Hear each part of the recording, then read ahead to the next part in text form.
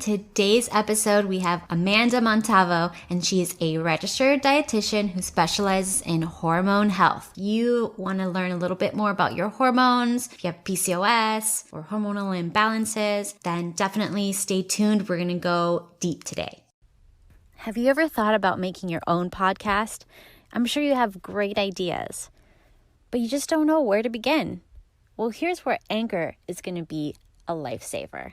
It's a one-stop shop for creating and distributing any podcast. Best of all, it's 100% free. They have creation tools that allow you to record and edit your podcast right from your phone or computer. Anchor then quickly distributes your podcast for you, so it can be heard on Spotify, Apple Podcasts, and so much more, just with one click. You can make money from your podcast right away, with no minimum listenership. That means easy access to sponsors. It's everything you need to make a podcast in one place. So why don't you check out Anchor today? Download the free Anchor app or go to anchor.fm to get started.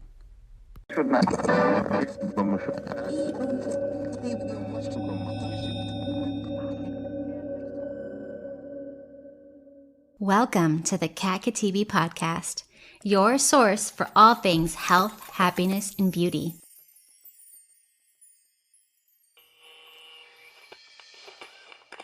Hey Amanda, thank you so much for being with us here today. Thanks for having me. Could you take us back to the beginning? Why did you decide to go down this path of not only becoming a registered dietitian, but also getting certified in functional integrative nutrition, hormone health, and functional diagnostics?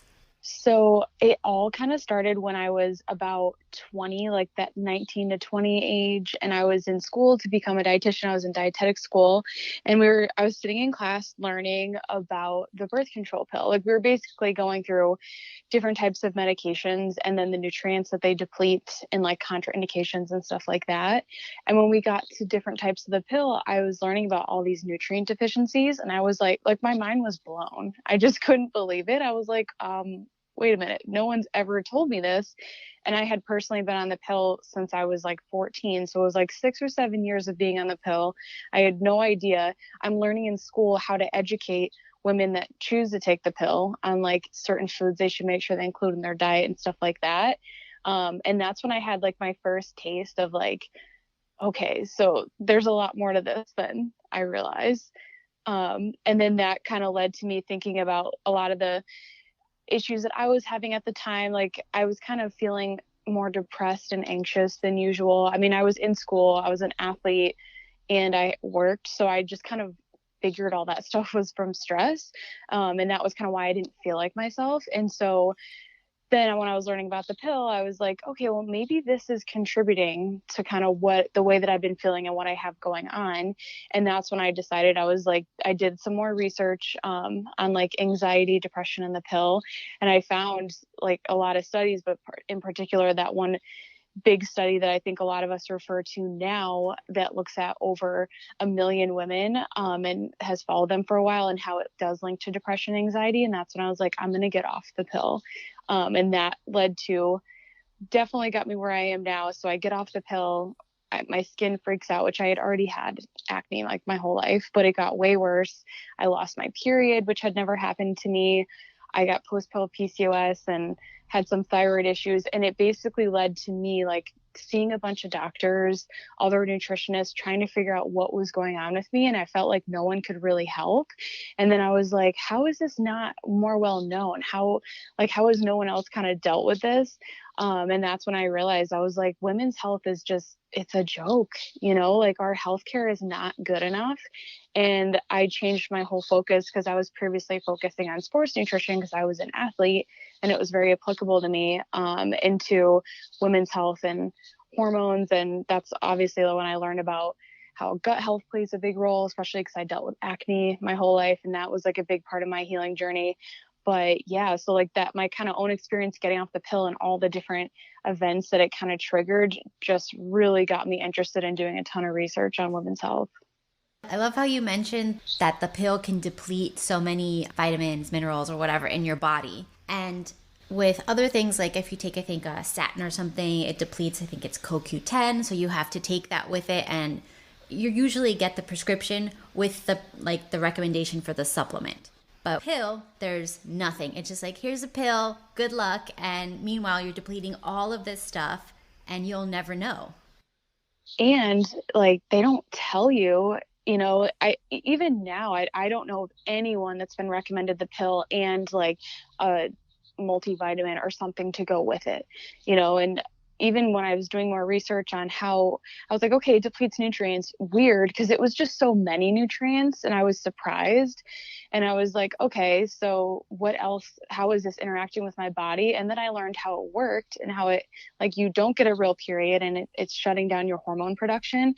And I was like, no, my gosh, like, I didn't know. Like, I felt like I should have known, but I was like, I didn't realize that like you don't ovulate when you're on the pill. And that kind of blew my mind. And that's when I learned way more about my cycle. I started using the fertility awareness method. And it kind of went from there. But that was the other big thing. I just feel like there's a lack of informed consent around the pill. And it leads to just a lot of, heartache and frustration for women down the road. One thing that I went through with the pill was I got chronic UTIs with the pill. And I had no idea that it was associated with birth control pills. Nobody tells you that. So I went to like 20 different doctors, all these expensive tests. Nobody even asked if I was using a birth control pill. And then lo and behold, one day I'm just like looking at all the possible side effects, which is crazy amounts. And I see chronic UTIs and I'm like, oh, years and years. And that is painful. It's like, especially when they don't fully go away. I have a lot of clients that suffer with both chronic UTIs and yeast infections. And then when they stopped the pill, like it improved big time. Like they still had work to do, obviously, on like their gut health, but they're like, I cannot believe that was related to a medication I've been taking for like 10 plus years. I know. And for me, I stopped the pill when I got with my husband because he was learning about it in school. And he's like, you need to get off of this junk. And as soon as I got off of it, we got married and my UTIs completely stopped. And I'm like, oh, maybe it's because I got married. I don't know. It's crazy that like women have all of these conditions, the UTIs, the yeast infections, so many things. Even migraines is one of the side effects. So. Yep. And depression, anxiety, I think a lot of people don't make that connection, and it's not everyone. Like some people are more sensitive to synthetic hormones than others, but it's like if you have a history of it, you should still be told that.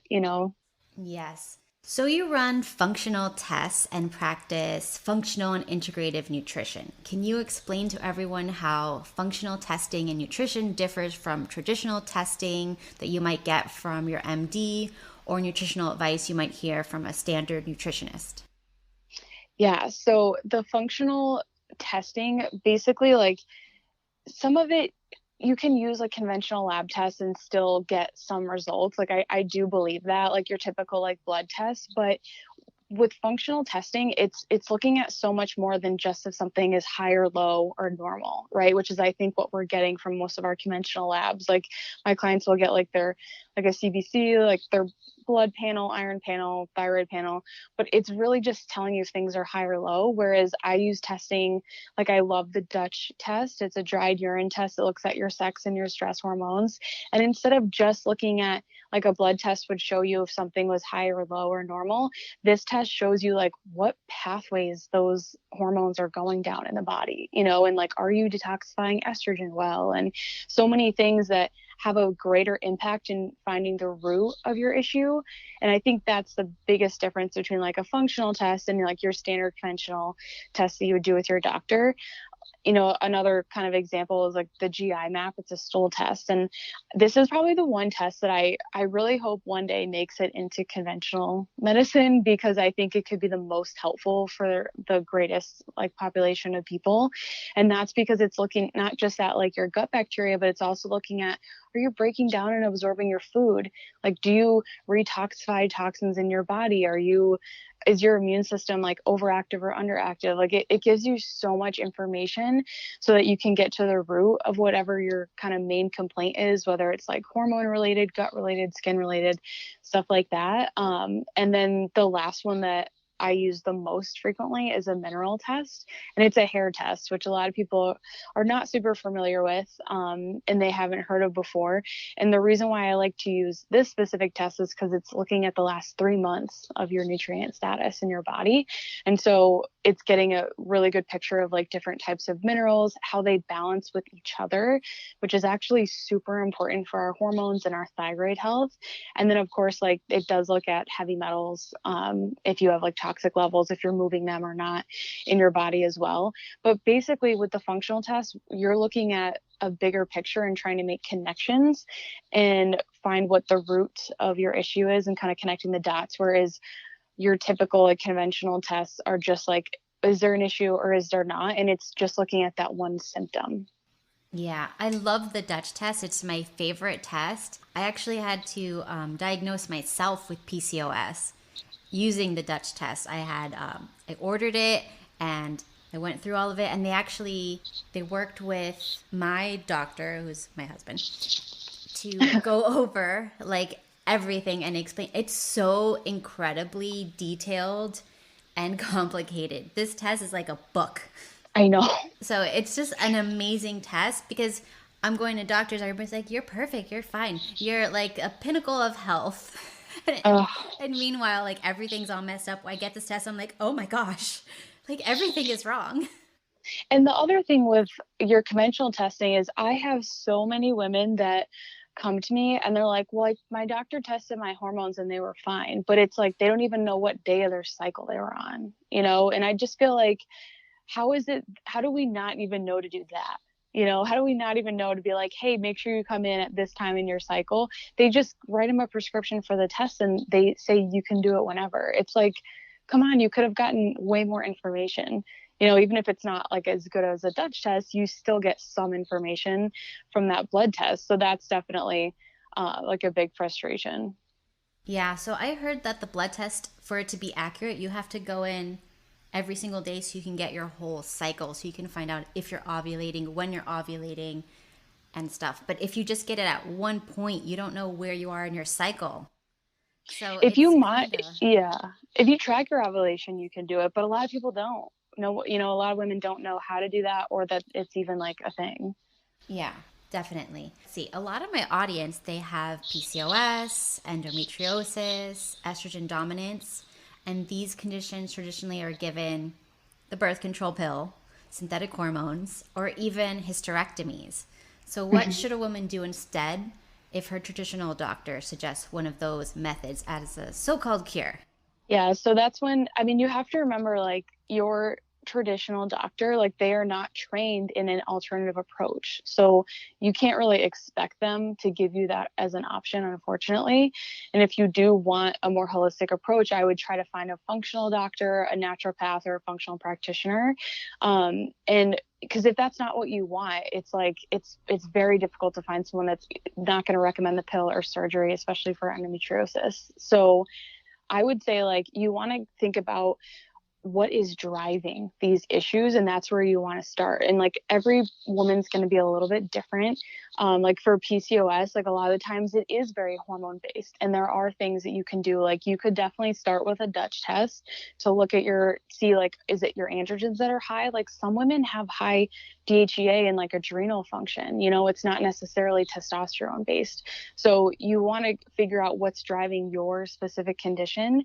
So PCOS, there's like a bunch of different drivers. Like insulin resistance is a very common one, but it's not for everyone with PCOS.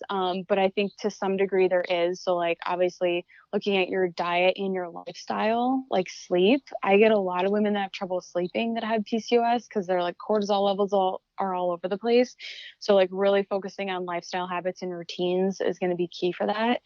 If you are struggling with endometriosis, then that is like the gut. Okay. That is inflammation. We know it's an inflammatory disease now. It's not a hormonal condition. Hormones can disrupt it and make it worse. So it can be helpful to look at your hormone levels, but to get to the true root of what is even causing, like if you have high estrogen, it can make your symptoms worse. you have to figure out what is causing that high estrogen, right? And usually the root of that is in the gut. And because your gut is situated so close to your uterus, that's a big thing. And then 80% of your immune system's in your gut. So by focusing on like, okay, I would do all my women that come to the endo, we do a GI map first because we want to see like, where's your inflammation? A lot of times you also have digestive issues anyway. And so by working on that, we're kind of tackling like the base of it and creating a solid foundation, reducing that inflammation. And that's definitely like where you want to start with that. So, why is it so important to get to the root and find your PCOS type rather than, let's say, blindly follow some YouTuber or online guru's advice on their PCOS? It's mostly because otherwise you're just chasing symptoms, right? It's like if you might have acne and hair growth, those are super common, or hair loss. And then so you're like, okay, well, this person's like, I think these are from high androgens, high male hormones like testosterone. So I'm going to take this supplement that's supposed to reduce those. But you have to think like further than that. You have to think, what is causing my high androgens and my high testosterone levels? And that's when like usually it's insulin resistance. But there's so many triggers to insulin resistance. Like I posted this graphic yesterday on my Instagram. It's like the different drivers of PCOS, because like insulin resistance is a big one. But if you have inflammation, like say you have some dysfunction going on in your gut or like an imbalance of bacteria, that can increase inflammation and that can increase insulin resistance. Maybe you have a ton of stressors in your life and some of them you don't even know about. Those can also increase our stress hormone and that can increase insulin resistance. So by figuring out, getting a little bit deeper and not just trying to think of like, okay, how can I get rid of this symptom, which I understand, like that's what you want to do. That's ultimately the goal. But it's like you're going to be spending so much money on supplements and trying different diets. And the key is like being consistent, I think is like the biggest thing. I'm sure you can speak to this as well, having PCOS, and trying to avoid those like major extremes and constant changes. Yes. A lot of women think that they have PCOS or endometriosis because it's genetic and they don't feel that they can do anything about it. So, do you feel you're doomed to get it if your whole family seems to have it and you have a strong family history? I don't think that you're doomed to get it. And the thing, especially with PCOS, is like you can truly manage it with nutrition and lifestyle and like most likely supplements that you might have to take long term. But I mean, it's like once you get it under control and you learn like kind of what your triggers are, it's doable. You know, it's not like you don't, doesn't mean that you're going to be infertile. It doesn't mean that you're always going to have acne, you know, but it's like getting to kind of the root of that. That's the biggest part. And then with endometriosis, if you can catch it early enough, I mean, you can really do a lot of work on your immune system and your gut function and make it so that your symptoms aren't as bad. I have a couple clients that are younger and they're like, their moms had endometriosis, so they were put on the pill at like a super young age to basically like avoid it, even though we know that that doesn't really work. And so when they were transitioning off the pill, they started to get a lot of symptoms, but because they got in there early with like supporting gut health, reducing inflammation, it's made a huge difference in the long run, you know, like over the years. So I think you're not doomed. I would want to be aware of it, you know, because if you can find things early or avoid it, like we should all be worried about our gut health and working on optimizing that and like reducing stress, just because like anyone can get burned out and have hormone imbalances just from life. But it's not something that I think people should stress about. Many of us have impaired liver function nowadays. So, why do you feel women are dealing with so many liver issues? And why is the liver function so critical to hormone function? So, I mean, I think a lot of the liver stuff is some of the most obvious is that we have a lot of toxins in our environment, you know, like our water, food, everything that we put on our skin, like cleaners, so many things that we're surrounded with can be toxic. But I also think that just like stressors in general, you know, 'cause if we think of, you know, how the liver functions, it's like it filters all of our toxins, it filters our hormones, you know, so like women obviously we have higher levels of estrogen, so we're going to be much more susceptible to having like a sluggish liver. And then we have to think about even like our thyroid. That's where like our thyroid hormone conversion occurs for the most part. So just thinking about like everything in our environment, stress, think about like dieting, even like little stressors, like all of that stuff can impact overall health, inflammation, digestion, and our livers. And so I think, just because of like women, we use more products on our skin, typically makeup, stuff like that. Like we just have a lot more exposure than men.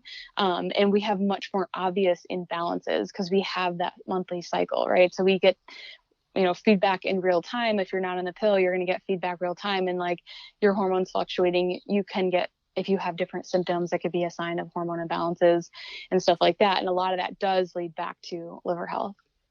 Let's talk about toxins. So we're getting exposed to them, but what are they doing to us and what can we do about it? So we definitely do get exposed to them. I think that I see so much now, probably just because it's like, I'm sure you can relate to this, like the world that we live in, like with women's health. It's like so many more people are talking about this with like, your personal care products, even like your menstrual products and stuff like that. But I also think like even just like water, like the water that we drink, I feel like that doesn't get focused on enough.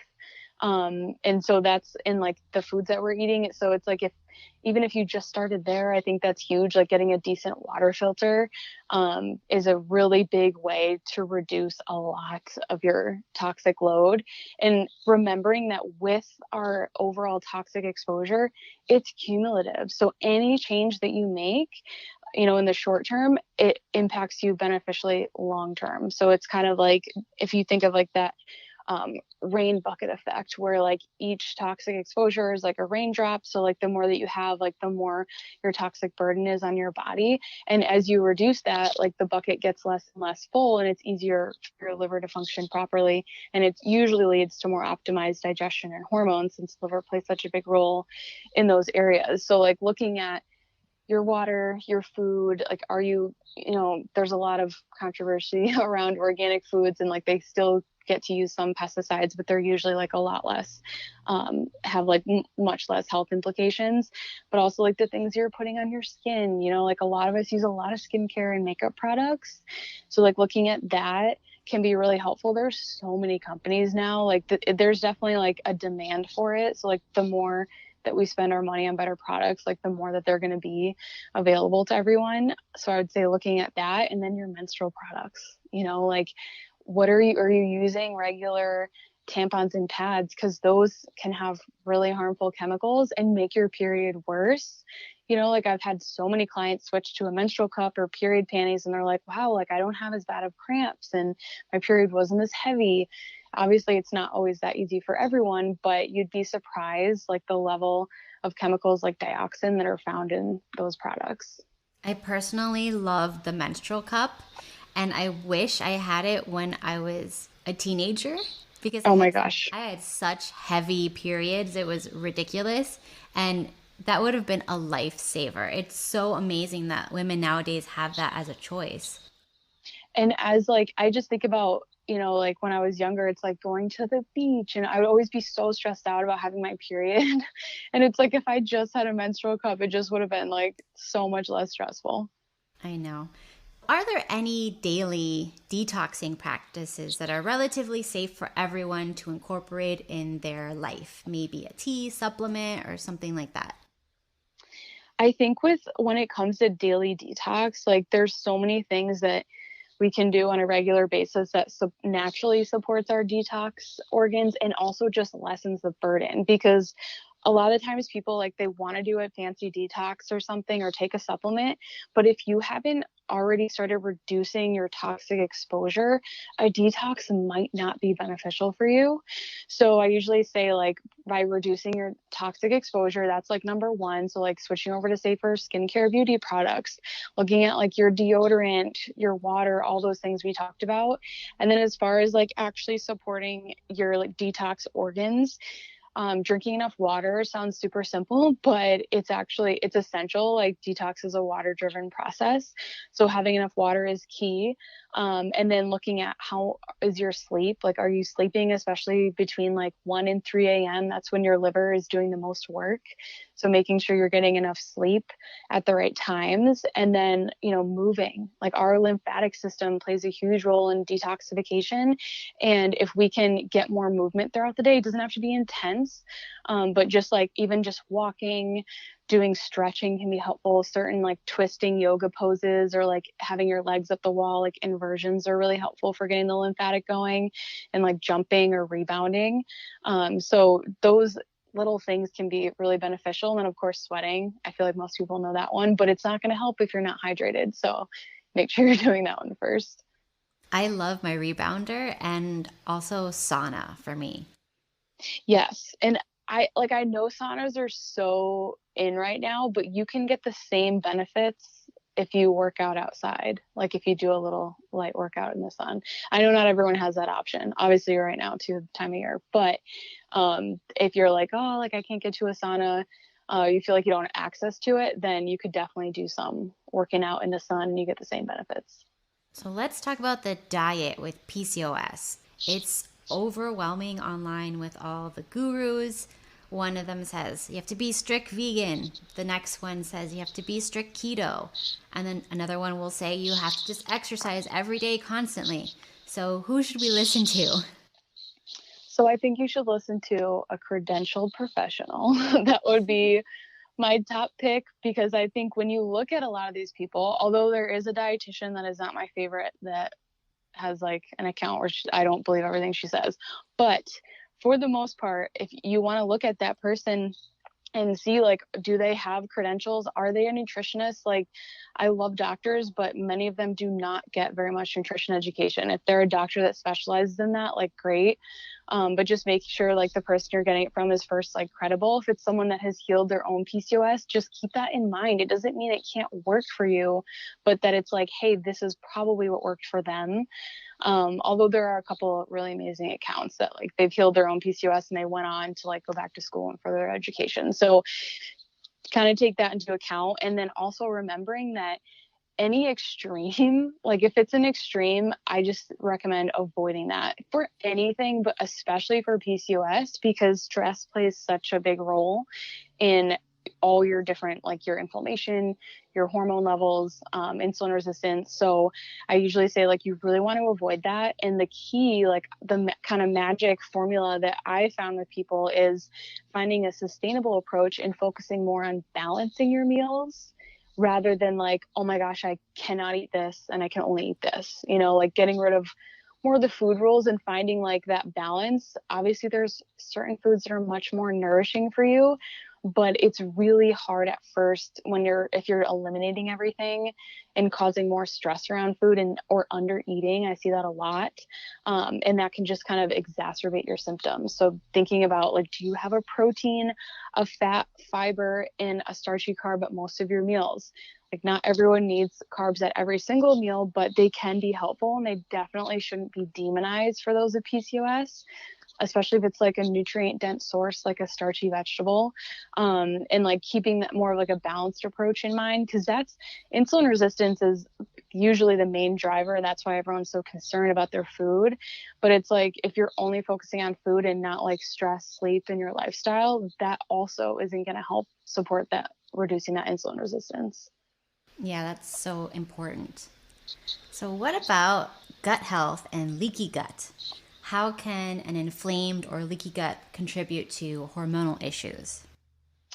This is one I feel like it's starting to get a little bit more attention now, but a lot of women like just aren't aware, when it comes to their gut health. Like a lot of the times I get a lot of women with like estrogen dominance, maybe they have PCOS, maybe they don't, or endometriosis, and certain hormone imbalances. And they're like, I just want to do a Dutch test, but I'm like, we have to look under the hood and see like what else is going on.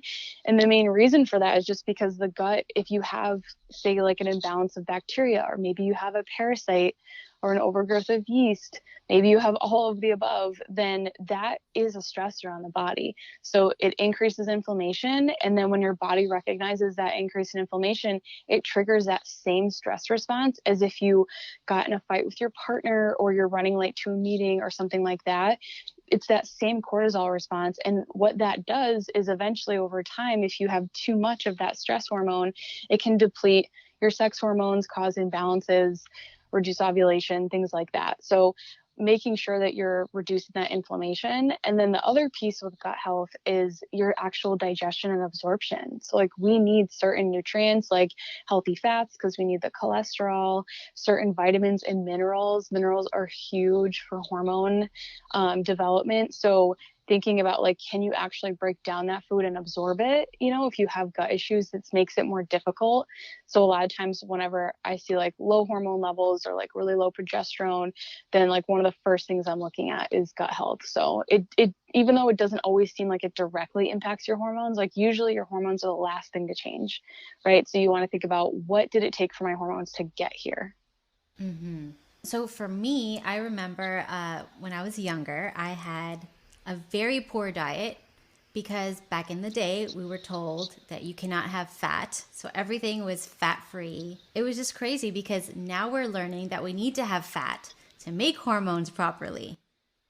Yeah, I was a part of the fat-free craze back in the day too. I remember like eating like 40 grams of fat a day and that was it. I just like I can't believe it. And it is like I'm so happy that it's getting out there more now. Like even now I see women that are including healthy fats, but it's like if you're not eating at least 75 grams, not that I love for women to track their food because I don't always think it's necessary for people, it can be helpful if you think you're under eating.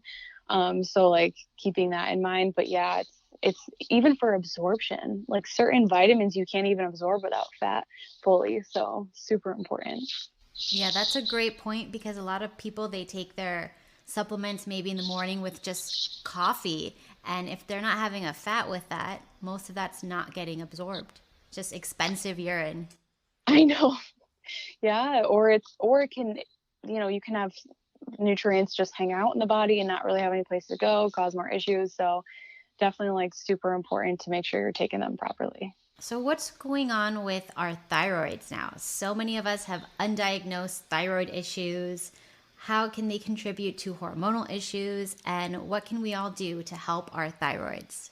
Yeah, so I feel like this has been like a super hot topic lately, especially like in my practice, just with clients. I've seen a lot of thyroid, like, women suspecting it, but their doctor's not testing. And then we test and we're like, okay, there's definitely an imbalance here. And I think a lot of it, I feel like all I do is talk about stress, but I do think a lot of it is stress related. And it's not just like mental, emotional stress, it's all those other hidden stressors too. And a lot of, I see, I think the research says about 25% of women with PCOS have thyroid issues. I see it in a lot more in practice, but that could just be, because of the women that I attract to work with me. But it plays a huge role, like we need thyroid hormone in order to fully develop our follicles and then ovulate. So if you have a low functioning thyroid, it can lead to like really long cycles or irregular cycles. And sometimes I get women that are diagnosed with PCOS, but they're actually hypothyroid. So it's definitely an important factor. And then again, like if you have an overactive thyroid, then that can lead to really short cycles, like shortening your cycles so you don't have ovulation, lower progesterone, definitely plays into that as well. So really heavy periods, irregular cycles, I always say like get your thyroid tested just to make sure and like rule it out. But our thyroids are important, it's even for our stress hormones. So like when we think of how our organs work, like our HPA axis, so it's like what controls our stress response, also talks to our thyroid. So in that also talks to our ovaries. So it's like if we have one of them off, then it can cause dysfunction in the rest of them. So I get a lot of women that are like super fatigued, nothing helps no matter how much they rest or what supplements they take. And if your thyroid's not functioning properly, it doesn't clear your cortisol. And then that can make it so that you can never improve your adrenal fatigue. So it plays a central role in like so many different aspects of our health, but I definitely see a lot with hormones as well.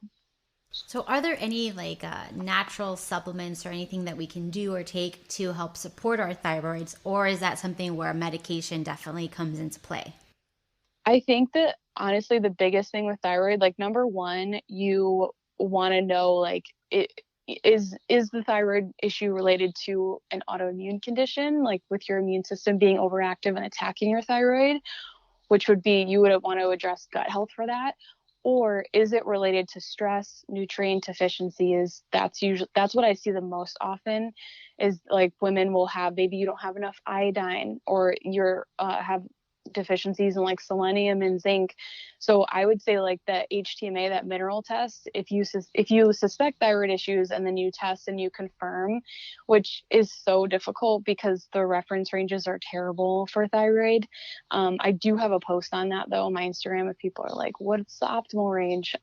I have a post on that. So looking for the optimal ranges, then looking at your nutrient status, because if you have really high calcium, which you'd be surprised how common that is, super high calcium, that can impact the thyroid. Copper toxicity, I see that all the time, especially after using the pill. That can impact thyroid health. So it's balancing the minerals is so helpful, and it's not that hard. You just have to actually look and test and see like what's out of balance for you. Great points. So, what are your thoughts on maca, Vitex, and wild yam progesterone creams? Okay, so I love maca. It's like one of my favorite supplements to use, but you have to, I always say like test your hormones first. So like I only use it after doing a Dutch test. But one of the reasons why I love it is because it's actually amazing for progesterone, but it can be good for estrogen too, and detoxifying estrogen. So even if you have high estrogen levels, you can still take it. But Feminescence is like my favorite brand, and they have different types of maca. There's all these different phenotypes. I've learned so much about it. Definitely an obsession. Not, it doesn't work well with everyone. I've seen some women have adverse side effects, but for the most part, it's amazing. And it's also an adaptogen. And I think that's part of what makes it work so well for women, because it helps support a healthy stress response and progesterone levels. So it kind of works as like two actions in one. And then I do like Vitex. You do need to make sure if you have PCOS and you're taking Vitex that you've had your LH levels measured, because Vitex will raise those. And if you already have high levels, it can make your PCOS symptoms worse. I usually use it for like low progesterone women that don't have PCOS, or women struggling with like amenorrhea post pill, stuff like that. But it is a very well researched herb. You just want to, if you take it and you feel worse and you haven't done testing, it's probably not the best option for you. And then the progesterone, the wild yam root cream. I don't love creams, honestly, for progesterone, just because it's not as predictable with how much you're getting and actually absorbing. But I don't use them a ton with my clients. I'd first try herbs like maca, Vitex, stuff like that. If that doesn't get us to moving the needle, we're addressing underlying stressors as well to naturally improve progesterone. If that doesn't move the needle, then based on their Dutch test, maybe it's DHEA that they need, maybe it's actual progesterone. Then we move further with like bioidentical hormones. But not the biggest fan of the creams. They can also transfer to your partner, anyone that you're touching, stuff like that. So that's another consideration. And what do you recommend for women that have excessively high DHEA? That's usually adrenal and lifestyle related. So looking at their cortisol pattern, right? Because if we think about when we make DHEA, we release it during our stress response when we release cortisol. So if you are someone that has a lot of stressors, maybe really obvious ones, maybe hidden ones, that's where you want to look first, so that you are not constantly turning on that stress response and making more DHEA. So it's usually lifestyle related. I know a lot of women who work out regularly, they eat well, they take their supplements, but they still have hormonal imbalance symptoms and weight gain. So, do you feel there are still hidden stressors that can lead to hormonal imbalances? Yes. And I think if you are one of those women that you're in a place where you're like, okay, I'm feeding myself appropriately, I'm working out, but like not too much, I'm getting sleep, you are like the ideal person to dig deeper for those hidden stressors, because you're in a place where you can actually work on them. I get a lot of women that like they want to do the testing, but they don't have the lifestyle stuff in place, and that can make healing really difficult. So that's when I would say, if you're in the ideal situation to do further testing to see like, maybe I have an imbalance in my gut that I didn't know about that's triggering the stress for me and making it difficult for my thyroid to function properly and for me to lose weight. Or maybe it's a nutrient deficiency. So I would definitely say, like, if you've got things dialed in well, then you're in a really good position to do further testing. Could you share with us your daily routine on, say, like an ideal day when you wake up, healthy habits, supplements, what you eat, anything you would do on a day for hormonal and overall health? Yes, and this is something that I'm always working on. I think that, like, and it does shift kind of based on like where am in my life and like work and stuff. But right now I've recently really focused on my schedule and like what I'm prioritizing so that I can make more time for myself. So my kind of ideal day, which is usually my Monday, Wednesday, Friday, Tuesday, Thursday, I have very long client days. So it's like a little bit different, but I get up at 6. It's like my favorite time to get up. I go to bed at like 9 though. I require a lot of sleep. So I definitely get all my sleep. I get up, I take my dogs for a nice long walk, and then I come back. That's when I'll usually take my supplements. Right now I'm working on supporting my thyroid health and still healing from some copper toxicity stuff. So I'm doing a mineral protocol. So I take my mineral stuff in the morning, and then I eat pretty soon after that. 'Cause one of the big things with like when you're working on thyroid and adrenal health is like letting your kind of avoiding all those possible added stressors, and like putting off eating can definitely add to that. So I usually eat pretty quickly. Lately I've been doing a smoothie in the morning because I have limited time and I'd rather spend that time like journaling and relaxing than making food. So I'll do like a broccoli sprout smoothie. I'm obsessed with broccoli sprouts. I grow them at my house. It's amazing. And so I'll do that and I'll drink my smoothie while I'm doing my journaling. It's just like 5 to 10 minutes of kind of like a brain dump, to like reduce my anxiety and get myself in a good headspace for the day. And then after that, usually it's around like 7 a.m. I will do some sort of workout. So like movement is like, so it's like my meditation. It makes me feel good. When I don't do it, I don't feel the same, but I have recognized the need to kind of like reduce my intensity a bit. So either like yoga, or I'll do like a shorter weightlifting session, or like gymnastics, handstands, that kind of stuff. And then I get ready and start my work day. And sometimes that's client prep. Sometimes it's like a full day of client calls. But yeah, that's kind of my ideal like first part of the day. And then at night, I'm very strict. I end my day. I like close out everything. I write my top 6 for the next day. So like my main priorities that I absolutely have to get done, so that I'm not like laying there in bed at night trying to sleep, thinking about what I need to do tomorrow. And then wind down, cook dinner with my husband, chill out, and then go to bed. What are some of the top mistakes that you find women with hormonal imbalances make that can set them back? I think that probably like one of the most common mistakes is like under eating. I think a lot of us have spent the majority of our lives like trying to be smaller, thinner, lose weight, or feeling like we shouldn't eat too much food. So like under eating is a big one, and then over exercising typically, and just like worrying about the little things and like not looking at the big picture. So I get so many questions on like, is this supplement okay? Should I avoid this food? And it's like, it just little things like that typically don't really matter until you're already like deep into a place of like working on your health. So like kind of bringing things back and like making sure you have the basics in place first and then focusing on the smaller details. I think those are probably some of the biggest things I see. What are your thoughts on fasting and intermittent fasting for the different types of PCOS? Are there some types that you think can do it and some types you think shouldn't do it? Or what are your thoughts on that? So I don't love fasting for women. I think if you don't have a lot of stress in your life and you have like high levels of insulin resistance and a lot of weight to lose, it can be helpful if it helps you be consistent. But like if you're, related to your adrenal health, like high DHEA, I would say don't fast. That's not going to be smart. That's just going to be more stress. And I say like always start with a more moderate approach first. So like if you haven't tried like just eating balanced meals, then, you're going to want to consider that first. I also see a lot with fasting that like it makes you, yes, you have a shorter window to eat. So like you might feel more satisfied from your meals, but it can lead to a lot more cravings. You might want to overeat certain foods. And if you don't have like good blood sugar balance, it can be hard. It can make you not feel so great.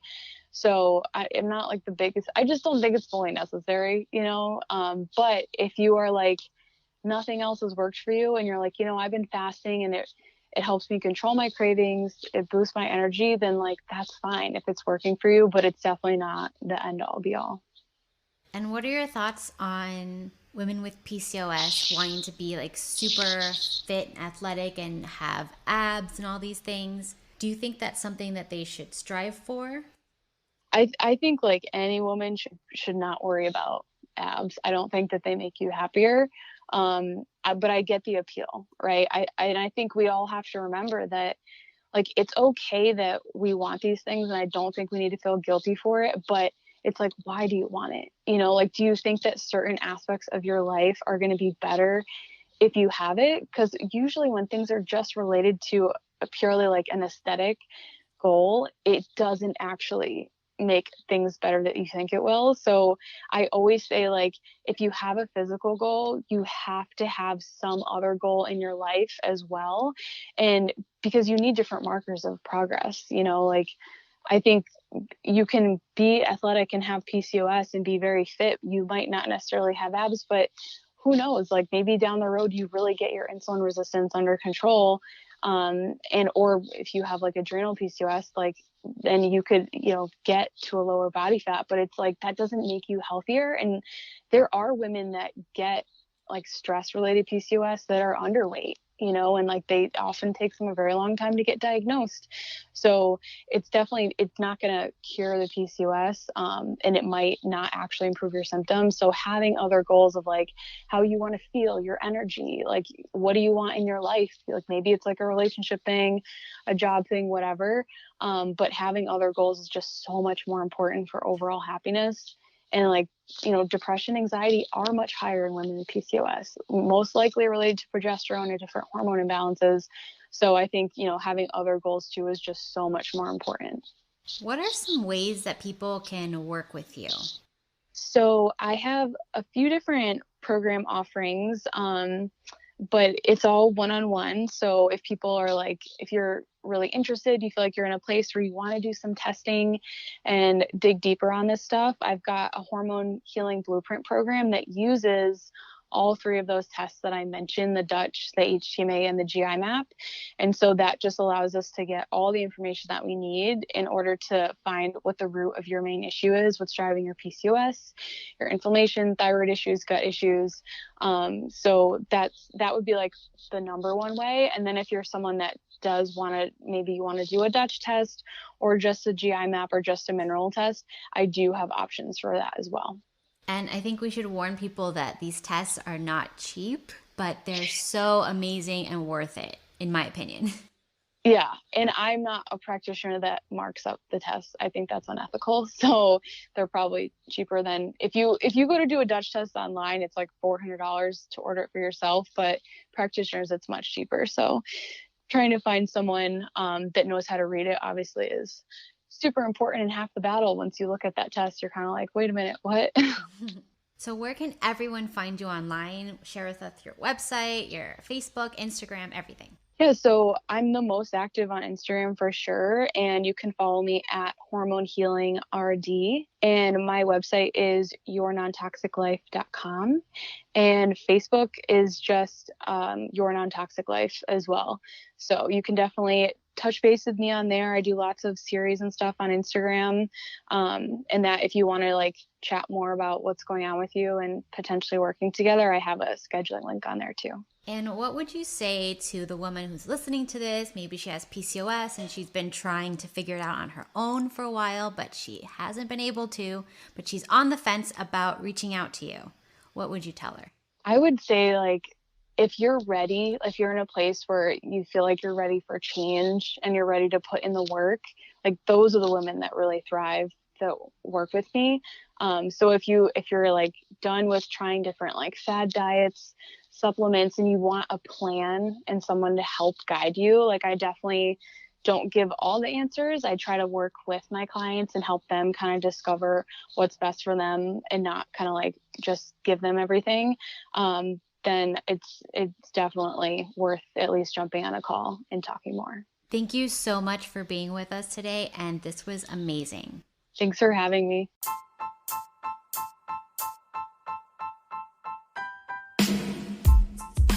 We've mentioned Feminescence and Maca Harmony a lot on this podcast. That's what I take, Maca Harmony. So if you're interested, head to feminescence.com and you can get 15% off a single pack of supplements such as Feminescence Maca Harmony. Enter promo code CAT15, and this only applies to single pack supplements. But they also have other great deals that you can check out, such as their subscribe and save.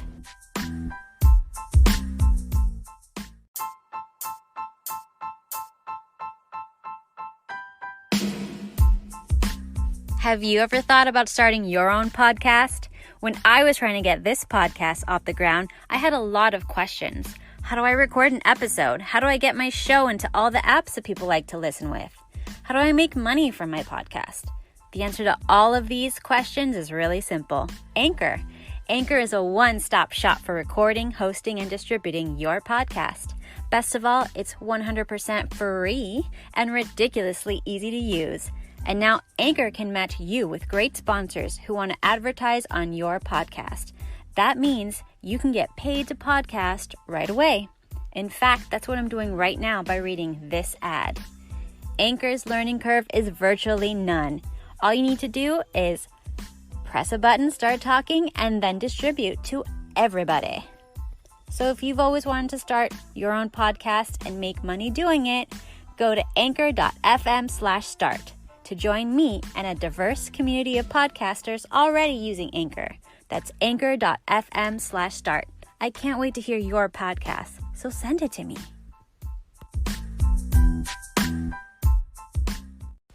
Thank you for listening to the episode. If you made it this far, I'm sure you found some benefit to the hard work that I put into the show.